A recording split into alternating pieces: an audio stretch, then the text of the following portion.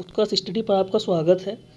दोस्तों, आज की जो हमारी वीडियो है ये इतिहास का एक बहुत ही महत्वपूर्ण और बहुत ही सुंदर टॉपिक है, दिल्ली सल्तनत। क्योंकि अगर आप देखेंगे तो आपके दिल्ली सल्तनत से कम यहाँ से क्वेश्चन आपके 1 या 2 क्वेश्चन आने की पूरी संभावना है। अगर आप पीसीएस का एग्ज़ाम देने जा रहे हैं और आप लेखपाल का एग्ज़ाम देने जा रहे हैं तो प्लीज़ आप ये जो हमारी वीडियो है प्लीज़ आप देख कर के जाइएगा। और मैं पूरा दावे के साथ कह सकता हूँ, अगर आप ये पूरा वीडियो देखते हैं तो आपके यहाँ से 1 से 2 क्वेश्चन पक्के हो जाएंगे। ठीक है, हमने इसके पहले जो मुग़ल काल था उसको हमने वीडियो पे डाल दिया है और आप वहाँ हमारे प्लेलिस्ट में जा कर के देख सकते हैं। तो आज हमारा दिल्ली सल्तनत है, यहाँ इसमें दिल्ली सल्तनत में सारी जितने भी महत्वपूर्ण टॉपिक हैं उस पर हम डिस्कस करेंगे। तो आइए शुरुआत करते हैं। अगर आप देखेंगे, अगर मुग़ल काल के बाद देखेंगे तो जो मध्यकाल में सबसे महत्वपूर्ण टॉपिक है दिल्ली सल्तनत। ठीक है, दिल्ली सल्तनत की जो शुरुआत हुई आप देखेंगे तो 1206 से अगर आप देखें तो 1526 तक इसका पूरा टाइम पीरियड रहा है ना। हम इसके थोड़ा सा बैकग्राउंड की बात करते हैं कि दिल्ली सल्तनत का जो इतिहास है ये कैसे ये इसमें परिवर्तन हुआ। तो पहले हम समझते हैं कि देखिए, अगर आप देखेंगे जब तुर्कों का जब आक्रमण हुआ था भारत पे, जब तुर्की आक्रमण किए थे तो उस समय उनका पूरा जो शासन था वो चल रहा था। और उसके बाद दो दिल्ली सल्तनत की जो स्थापना होती है वो तुर्की आक्रमण के बाद होती है। यानी दिल्ली सल्तनत के पहले तक तुर्की आक्रमण जो था वो आए थे, अपना शासन कर रहे थे, और उसके बाद फिर दिल्ली सल्तनत की स्थापना होती है। ये कैसे होती है, किस प्रकार से होती है, तो जैसे अगर देखेंगे आप तो इसमें दिल्ली सल्तनत के पहले जो एक शासक था उसका नाम था मोहम्मद गौरी। ठीक है, और मोहम्मद गौरी जो था उसका एक गुलाम था, उसका नाम था क्या, कुतुबुद्दीन ऐबक। ठीक, तो जब मोहम्मद गौरी जब यहाँ के विजित प्रदेशों को जीत करके और अपने गुलाम कुतुबुद्दीन ऐबक को वो सारी विजित प्रदेश सौंप गया, और उसके बाद तो जब कुतुबुद्दीन ऐबक था इसने गुलाम वंश की स्थापना करी। और ये जो गुलाम वंश है ये 1206 से 1290 ईस्वी तक चला। ठीक है, और इसी को एक शब्दों हम कहें तो अन्य नाम से हम इसी को मामलुक वंश के नाम से भी जानते हैं। ठीक है, तो आइए हम आगे बढ़ते हैं कि गुलाम वंश क्या था, इसमें कौन कौन से शासक आए और उन्होंने कौन कौन से महत्वपूर्ण कार्य किए जहाँ से आपके एग्जाम में क्वेश्चंस बनते हैं। ठीक है, तो आप देखिए पहला दिल्ली सल्तनत में जो पहला वंश था ये था गुलाम वंश। और आपको मैंने टाइम पीरियड भी इसका बता दिया है कि जो गुलाम वंश था इसका जो पूरा जो टाइम पीरियड था ये कब से कब तक था, 1206 से 1290 तक। फिर से ध्यान से सुनिए, 1206 से 1290 तक जो गुलाम वंश का जो टाइम पीरियड था। ठीक, और टोटल अगर दिल्ली सल्तनत की बात करेंगे तो 1206 से और 1526 तक चलता है। क्योंकि 1526 में ही जो लास्ट आपका लोधी वंश होता है, और लोधी वंश का जो अंतिम जो शासक होता है उसका नाम है इब्राहिम लोधी, जिससे बाबर और इब्राहिम लोदी के बीच युद्ध होता है। और जो युद्ध होता है उसका नाम है पानीपत का प्रथम युद्ध। और वहीं से इब्राहिम लोदी की हार होती है और उसके बाद बाबर पानीपत का प्रथम युद्ध जीत करके और मुगल वंश की स्थापना करता है। तो इस तरीके से हम देखें तो जो दिल्ली सल्तनत है इसकी शुरुआत जो पूरा ओवरऑल टाइम पीरियड है 1206 से 1526 तक है। अब दिल्ली सल्तनत में जो पहला जो वंश आता है गुलाम वंश, अब हम इसको देखते हैं। 1206 से 1290 के बीच में गुलाम वंश में कौन कौन से शासक आते हैं और कौन कौन से महत्वपूर्ण कार्य करते हैं। ठीक है, अब आपने पहले ही जान लिया कि कुतुबुद्दीन ऐबक गुलाम वंश की स्थापना करता है और इसका जो टाइम पीरियड है 1206 से 1210 ईस्वी तक। क्लियर, आपको समझ में आ रहा होगा। आप चाहें तो हमारी वीडियो को पॉज करके और उसको ध्यान से जो कंटेंट है इसको पढ़ सकते हैं, नोट डाउन कर सकते हैं, और आप इसको 2-3 बार अगर सुनेंगे तो आपको ये तैयार हो जाएगा और याद हो जाएगा। ठीक है, अब देखिए, अब एक एक हम फैक्ट को पढ़ते हुए समझते हुए चलेंगे। मोहम्मद गौरी की मृत्यु के बाद कुतुबुद्दीन ऐबक ने गुलाम वंश की स्थापना की थी। ठीक है, और शुरुआत में गुलाम वंश को दास वंश भी कहा जाता था। ठीक है, क्योंकि इस वंश की स्थापना दास के द्वारा की गई थी। क्यों? क्योंकि अब देखेंगे जब मोहम्मद गौरी जब भारत पर आक्रमण किया था और उसने भारत के बहुत सारे प्रदेशों को विजित कर लिया था, तो उसने बहुत सारे लोगों को अपना गुलाम बना लिया, और इसमें से एक उसका कुतुबुद्दीन ऐबक भी जो था वो उसका गुलाम था, और इसीलिए कुतुबुद्दीन ऐबक गुलाम वंश की स्थापना करता है। ठीक, तो इसको दास वंश भी कहा जाता है। ये आपका क्लियर हो गया। आगे चलते हैं, अब इसमें देखते हैं कुतुबुद्दीन ऐबक के बारे में। तो कुतुबुद्दीन ऐबक ने लाहौर में शपथ ग्रहण किया और बाद में दिल्ली को अपनी राजधानी बनाया था। ये बहुत महत्वपूर्ण है। तो आप आपको ये याद रखना है कि गुलाम की स्थापना किसने किया था? कुतुबुद्दीन ऐबक ने किया था। और इसने अपनी राजधानी किसको बनाया था? दिल्ली को बनाया था। ठीक है, और दिल्ली को राजधानी बना करके दिल्ली सल्तनत की स्थापना की थी। ठीक, उसके बाद देखें तो कुतुबुद्दीन ऐबक की दानशीलता से प्रभावित होकर किसने? मिन्हाज ने उसे लाख बख्श या लाखों का दान देने वाला के नाम से पुकारा।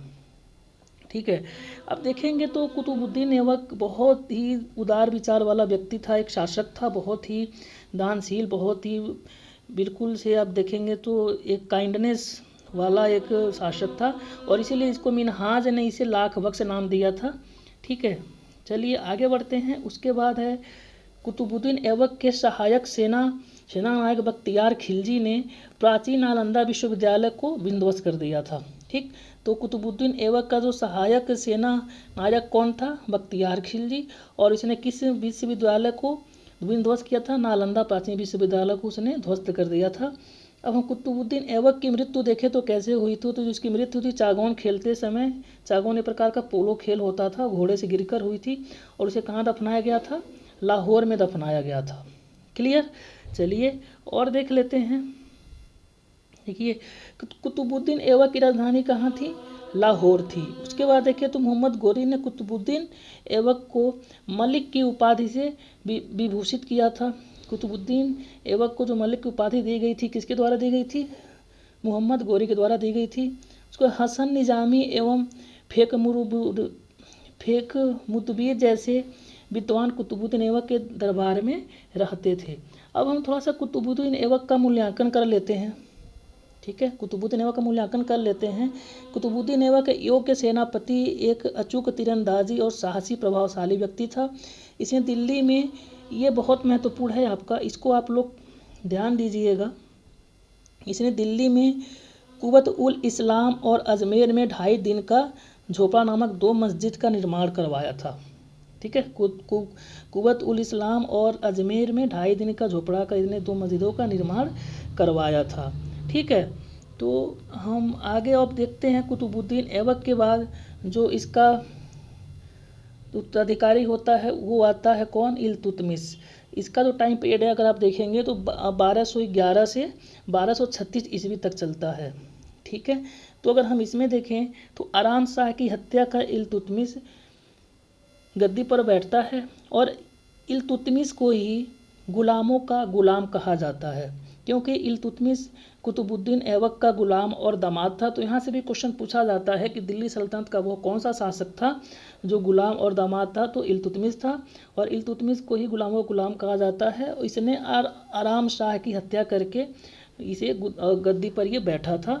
ठीक है, चलिए आगे हम देखते हैं कि दिल्ली सल्तनत का वास्तविक संस्थापक इल्तुतमिश को ही माना जाता है। ठीक है, उसके बाद इल्तुतमिश ने सर्वप्रथम शुद्ध अरबी सिक्के टका जो चांदी का सिक्का होता था और जीतल तांबा का सिक्का होता था, इसके द्वारा जारी किया गया। उसके बाद इल्तुतमिश ने भारत में इक्ता प्रणाली का श्री गणेश किया, यानी इक्ता प्रणाली को इल्तुतमिश के द्वारा अपनाया गया।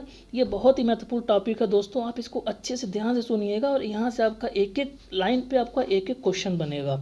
ठीक है, उसके बाद हम तीसरा बात करें तो इल्तुतमिश ने तुर्कान चिहालगान या 40 दलों के नाम से 40 सरदारों का एक संगठन बनाया था। ठीक है, तो देखिए आपने इल्तुतमिश के बारे में क्या किया जाना। पहला तो इसने शुद्ध अरबी सिक्के, जो चांदी का सिक्का होता चला है उसको टका कहा जाता था। उसके साथ जो जीतल होता था वो किसका होता था? तांबे का, इसके द्वारा जारी किया गया था। और दूसरा जो इक्ता प्रणाली की शुरुआत की गई थी, और इसके बाद इसके द्वारा 40 सरदारों का एक ग्रुप बनाया गया था जिसे तुर्कान चिहालगान कहा गया था। ठीक है, आइए आगे बढ़ते हैं। बगदाद के खलीफा अल इमाम मंतशिर बिल्लाह ने 1228 ईस्वी में इल्तुतमिश के पद को वैधानिक मान्यता दी, और उसे क्या किया? खलीफा के सहायक नासिर अमीर और उल मोइन की उपाधि से विभूषित किया। ठीक है, चलिए आगे बढ़ते हैं और उसके बाद हम देखें इल्तुतमिश के बारे में और कुछ इंपॉर्टेंट फैक्ट क्या हैं। इल्तुतमिश ने लाहौर की बजाय दिल्ली को अपनी राजधानी बनाया। ठीक है, देखिए लाहौर किसकी राजधानी थी, अभी आपने ऊपर देखा कि कुतुबुद्दीन ऐबक की थी। अब जब इल्तुतमिश आता है तो ये लाहौर की बजाय अपनी राजधानी कहाँ बनाता है, दिल्ली। तो इसमें आप लोग कन्फ्यूज़ नहीं होइएगा, क्योंकि आपके एग्जाम में ऐसे क्वेश्चन पूछे जाएंगे जहाँ से वो कन्फ्यूजन वो क्रिएट करेंगे। इसको क्लियर कर लीजिए पूरा। इल्तुतमिश की राजधानी कहाँ थी, दिल्ली। लाहौर से दिल्ली बनाया। और जो कुतुबुद्दीन ऐबक था उसकी राजधानी कहाँ थी, लाहौर थी। ठीक, इल्तुतमिश को गुलामों का गुलाम कहा जाता है, ये मैंने आपसे ऊपर ही डिस्कस कर चुका हुआ। ठीक है, अब आगे बढ़ते हैं। अगला कुतुबुद्दीन के बाद जो दिल्ली सल्तनत का जो गुलाम वंश है उसका जो शासक आता है उसका नाम है रुकनुद्दीन फिरोज। देखिए इल्तुतमिश की मृत्यु के बाद कुछ दिन रुकनुद्दीन फिरोज शासन कर रहा था, परंतु उसकी अयोग्यता के कारण जो तुर्की के अमीर थे उन्होंने रजिया बेगम को दिल्ली का सरदार नियुक्त कर दिया, दिल्ली की गद्दी पर बैठा दिया। ठीक है, तो हम रजिया सुल्तान के बारे में देखते हैं कि रजिया सुल्तान कौन थी। इसका टाइम पीरियड अगर हम देखेंगे तो 1236 से 1240 ईस्वी तक का माना जाता है। ठीक है, चलिए आगे बढ़ते हैं। रजिया दिल्ली का सुल्तान बनने वाली पहली महिला थी, है ना, पहली मुस्लिम महिला थी रजिया दिल्ली का सुल्तान बनने वाली। ठीक, इसको आप लोग याद रखिएगा। इसका बहुत ज़्यादा विरोध भी किया गया था। जो सरदार थे दिल्ली के उस टाइम, तो वो ये सोच रहे थे कि कोई भी अगर हमारा उत्तराधिकारी होगा तो वो पुरुष होगा, लेकिन ये महिला थी, इसीलिए इसका बहुत ज़्यादा विरोध भी हुआ था। तो आगे देखते हैं रजिया सुल्तान ने और भी कौन कौन से कुछ महत्वपूर्ण कार्य किए थे उसके बारे में समझते हैं। रजिया ने पर्दा प्रथा त्याग कर पुरुषों के समान उसने कूला यानी टोपी पहनकर दरबार की कार्रवाई में हिस्सा लिया। ठीक है, तो ये इसका बहुत महत्वपूर्ण कार्य था, क्योंकि आप देखेंगे तो वो जो टाइम पीरियड था दिल्ली सल्तनत का, तो उस टाइम महिलाओं के प्रति बहुत ज़्यादा अत्याचार किए जा रहे थे। महिलाओं को पुरुषों के समान नहीं समझा जाता था। तो जब रजिया सुल्तान जब दिल्ली सल्तनत का जब शासिका बनी तो उसने सबसे पहले महिलाओं को पुरुषों के साथ समानता दिखाने की कोशिश की, और उसके साथ जो कुल्हा यानी टोपी पहनकर दरबार में कार्रवाई करने का पूरा उसने कार्य को करना शुरू किया। उसके बाद देखिए अबिसिनिया के हबशी गुलाम जमालुद्दीन याकूब को रजिया ने अमीर अखूर, ठीक है, अमीर अखूर एवं मलिक हसन गौरी को सेनापति के पद पर प्रतिष्ठित किया। क्लियर। फिर देखिए रजिया ने किससे अपनी शादी की थी, अल्तुनिया से शादी की थी, है ना। और इसकी जो हत्या देखेंगे तो कैथल के निकट डाकुओं के द्वारा की गई थी। तो इस पर अभी तक क्वेश्चन बन चुका है कि रजिया की शादी किससे हुई थी, अल्तुनिया के साथ हुई थी। और जो रजिया की मृत्यु देखेंगे तो डाकुओं के द्वारा की गई थी, किस स्थान पर की गई थी, तो कैथल के निकट, कैथल एक स्थान है उसके निकट इसकी हत्या कर दी गई थी। तो दोस्तों उम्मीद करते हैं कि आपको हमारा वीडियो बहुत अच्छा लग रहा होगा। अब बिल्कुल ध्यान से इत्मीनान से इसको सुनिएगा, काफ़ी आपको यहाँ से क्वेश्चन पूरा क्लियर हो जाएगा। आइए रजिया सुल्तान के मूल्यांकन करते हैं कि इसके कुछ कौन से महत्वपूर्ण कार्य थे या फिर उसकी पर्सनालिटी कैसी थी, इसको हम देखते हैं। देखिए रजिया सुल्तान ने 3 वर्ष 6 माह तक शासन किया था, और ये अपने आप में बहुत बड़ी बात है। क्योंकि देखिए उस टाइम जिस टाइम में महिलाओं को ज़्यादा समानता नहीं दी जाती थी, उस टाइम अगर एक महिला एक राजगद्दी पर बैठती है और शासन करती है तो अपने आप में बहुत बड़ी बात है। फिर देखिए स्त्री होकर भी स्त्री होने की दुर्बलता का परिचय नहीं दिया। ये बिल्कुल बहुत ही महत्वपूर्ण लाइन है कि उसने स्त्री होकर भी और स्त्री का जो दुर्बलता है उसका परिचय नहीं दिया इसने। मतलब ये पुरुषों की तरह अपने आप पूरा डटी रही और उसके साथ लोगों का उसमें सामना किया। क्योंकि मैं आपको बता दूं, जब रजिया सुल्तान जब दिल्ली के शासन जब गद्दी पर बैठी शासन कर रही थी तो उस टाइम इसका बहुत ज़्यादा विरोध हुआ था, बहुत ज़्यादा विरोध हुआ था। ठीक है, आगे देखिए जो अगला लाइन है ये बहुत महत्वपूर्ण है। ये है एक्फिंस्टन के अनुसार यदि रजिया सुल्तान स्त्री ना होती तो उसका नाम भारत के महान शासकों में लिया जाता। इसका मतलब समझ रहे हैं आप महिलाओं की क्या दशा थी, समझ रहे हैं। अगर ये स्त्री ना होती, पुरुष रही होती तो समझिए इसका मतलब ये है कि बहुत महान शासक थी। स्त्री होने के नाते इसके कार्यों को छिपा दिया गया। ठीक है, तो आप समझ पा रहे हो कि उस टाइम महिलाओं की दशा क्या थी। अब हम आगे देखते हैं अलाउद्दीन शाह। रजिया के बाद बराम शाह और अलाउद्दीन शाह अल्पकाल के लिए शासक बने। तो अब हम आगे बढ़ते हैं और हमारा अगला है गयासुद्दीन बलबन। आपने बलबन का भी नाम सुना होगा। ये बहुत ही महत्वपूर्ण शासक था भी दिल्ली सल्तनत का। अगर हम इसके टाइम पीरियड की बात करेंगे तो 1266 से 1286 ईस्वी तक ये अपना शासक किया। अब हम इसके एक एक फैक्ट को देखते हैं। अलाउद्दीन मसूद शाह ठीक को अपदस्थ कर बलबन ने नसरुद्दीन मोहम्मद को गद्दी पर बैठाया था। ठीक है। और बलबन इल्तुतमिश का गुलाम था। देखिए गुलाम वंश में सब जितने भी शासक हुए वो सब एक दूसरे के गुलाम ही थे। जैसे इल्तुतमिश किसका गुलाम था, जो आपका कुतुबुद्दीन ऐबक है उसका गुलाम, और कुतुबुद्दीन ऐबक किसका गुलाम था, मोहम्मद गौरी का गुलाम था। ठीक, अब यहाँ जो गयासुद्दीन बलबन है ये किसका गुलाम होता है, इल्तुतमिश का गुलाम होता है। क्लियर। चलिए आगे बढ़ते हैं। अगला जो हमारा फैक्ट है उसमें नसीरुद्दीन मोहम्मद ने बलबन को उलू खां की उपाधि से विभूषित किया था। ठीक है, एवं सल्तनत का नाइब ए मामलिकात यानी प्रधानमंत्री नियुक्त कर शासन की वास्तविक शक्ति उसके हाथ में सौंप दी। उसके बाद देखें तो तुर्कान ने चिहलगान को बलबन ने नष्ट कर दिया। ठीक है, ये जो 40 सरदारों का एक संगठन बनाया गया था इल्तुतमिश के द्वारा, तो बलबन ने उसे नष्ट कर दिया था। फिर बलबन गयासुद्दीन बलबन के नाम से दिल्ली की गद्दी पर बैठा और मंगोल आक्रमणों से सफलतापूर्वक उसकी रक्षा की। और बलबन ने अपने दरबार में सीजा पाबोश नामक परंपरा चलाई थी।